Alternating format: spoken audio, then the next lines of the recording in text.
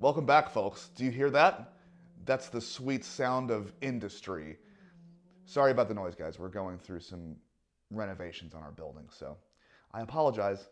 Anyways, here's 5 things you didn't know about tube amps. Good morning. So today, I want to talk about some secrets, not so much secrets, but things that you maybe didn't know about your amplifier. Interesting things that I didn't know about until, well, I did some research and then I knew, then I learned. Number 1, EQ. You might be looking at your Fender amplifier and wondering what exactly those tone knobs mean. Bass, treble, mids, well, they mean that. Unfortunately, I don't know off the top of my head exactly the center frequencies of those, but one of the most common misconceptions is that if you set everything to 6 or 5, depending, that's like neutral or flat, and that's not the case. So a Fender tone stack, and most amplifier EQs operate on what's referred to as a Baxandall EQ. And what that means is that when everything is at 10 or 12, when everything's dimed out, then it's flat. So it's a subtractive EQ. So if you have, for instance, on the Fender Princeton, if you have or any amp that has just like a bass and treble knob, the idea is if everything's all the way up, then your EQ is flat. And as you roll it back, you're ducking those high and low frequencies. Hey, buds. So with a Baxandall EQ, one of the other features of it is as you turn those down, it boosts the mid frequencies. So the frequencies that aren't affected by the knobs actually get boosted as those other frequencies get turned down.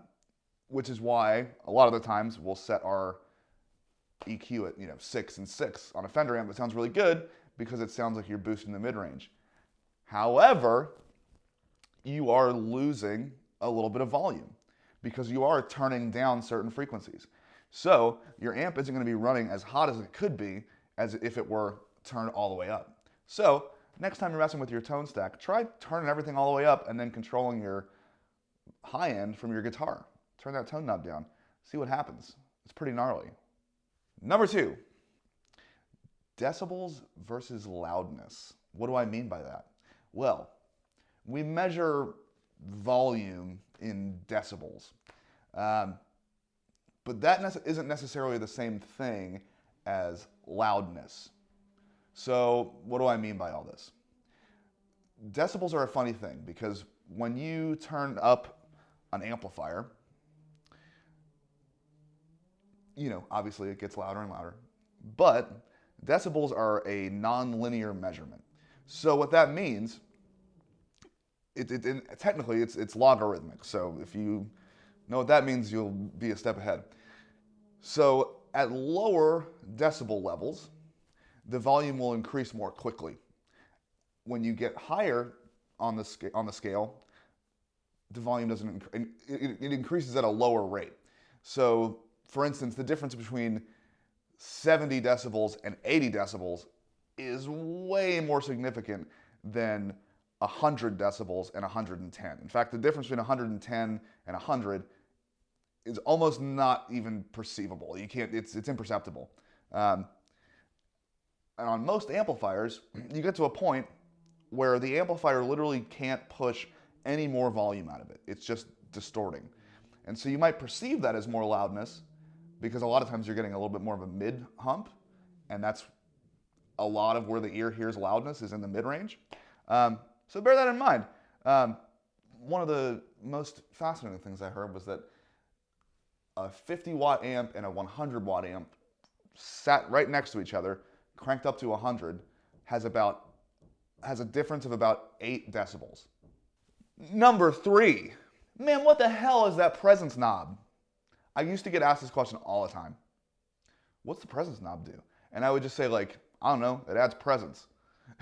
And then I got tired of like not knowing what it was. So I was like, I gotta look this up. So if you've ever been curious what the presence knob actually does, here it is. So in your amplifier, there's a thing called a transformer, okay? We don't need to worry about what that does right now. But the transformer is really similar to a guitar pickup in that it's just an iron core wrapped in copper wire. They're really heavy. If you touch them when the amp is on, you will die. So don't do that. In fact, if you touch it even after you turn the amp off, you'll die. So don't touch it. However, there's power that runs through that transformer, and it directly affects the tone of your amplifier. So along with that, there is a feedback loop that's created. So your signal goes through that transformer, and at the exact same time, it's duplicated. It's not necessarily the correct word, but there is a feedback loop of the signal duplicated, essentially. What the presence knob does is it bleeds that signal into your regular signal. So it's not quite noticeable when your amp is super clean, but if you push some drive pedals through it, or if you have a dirty channel, you will start to notice as you turn your presence knob up, there's more high end. And that's pretty much all it does. It's about 12K, if you know what that means. So yeah, that's what the presence knob does. It's really simple, and it's just basic electronics. Like, it's not like a thing they add in, or it's just how that kind of stuff works. Really fascinating. So that's number 3. Number 4, channel jumping. Now, we're all familiar with channel jumping. We've seen everybody who owns a Marshall stack with their little grubby patch cables running between inputs 1 and 2 or whatever. What you may not know, however, is that Marshalls aren't the only amps that you can jump. In fact, you can jump pretty much any amp that has 2 channels on it. To greater or lesser effect. So if you have a black panel Fender amp from the 60s, then you can very well jump that amp. Just plug your guitar into input 1, run out of input 2 into the normal channel from the vibrato channel, and you'll have both channels running together. Now, with modern day Fender amps, you don't necessarily need to do that because they come pre-jumped as it is. So a lot of their vintage styled amps already have that circuit taken care of within. You can still do it, however, and blend those channels together for a different tone if you're not getting enough out of all the knobs as it is. Try it. It's a fun experiment. Whatever amp you have, if it has 2 channels or 2 inputs, just try it. Just go to town. Start plugging it in. It doesn't matter. You're not going to blow anything up. So experiment. Have fun. And finally, number 5. Oh yeah, this goes in with number 4. Why are there multiple inputs on my amp? What is happening? What is it? So beyond channel jumping, like why? Okay, if you look at any Fender amp, you'll notice it has input 1 and input 2. Now, I don't know about you, but why would I plug in input 2? It's the second one. What's the point?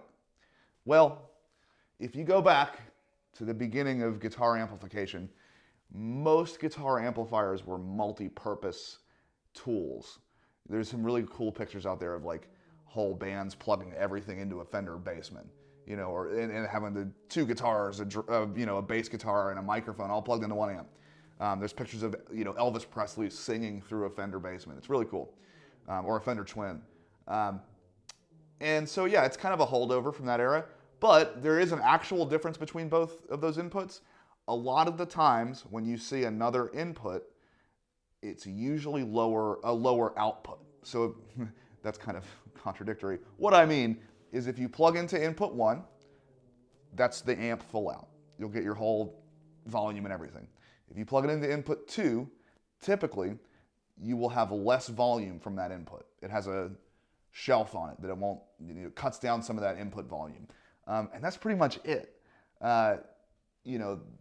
You could theoretically plug in 2 instruments at one time. It's not going to sound great. But for instance, if you're playing a higher output guitar like a Les Paul with really hot humbuckers, and it's affecting your tube amp in a way that is not desirable, plug it into input 2. A lot of times it'll be 6 decibels quieter.